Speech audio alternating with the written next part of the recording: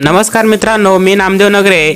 आपण आजच्या व्हिडिओत पाहणार आहोत की लाभार्थ्यांचे नावे घरकुल मंजूर झाले आहेत, त्यांना या 2025 सालामध्ये किती रुपयांची मंजुरी मिळाली आहे।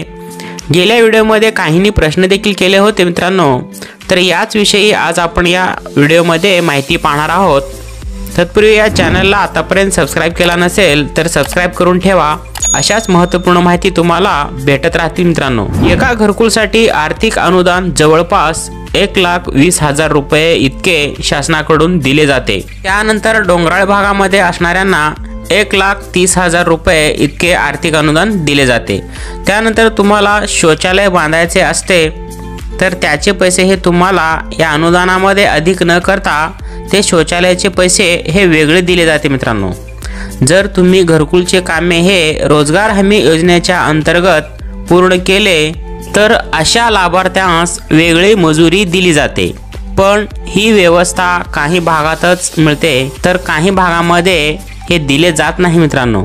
यातून एकच सांगायचे झाले तर जवळपास 1,20,000 ते 1,30,000 इतके रक्कम या घरकुल अनुदानासाठी दिले जाते मित्रांनो।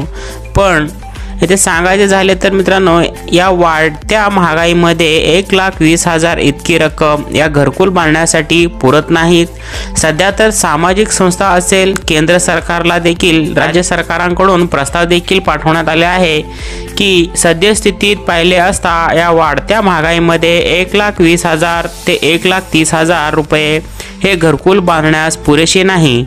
याकरिता या अनुदानामध्ये वाढ केले जावे अशी मागणी देखील येथे केलेली आहे। पण जे दिलेले प्रस्ताव आहे यामध्ये ही रक्कमची वाढ कधी होईल हे सांगण्यात आले नाहीत मित्रांनो।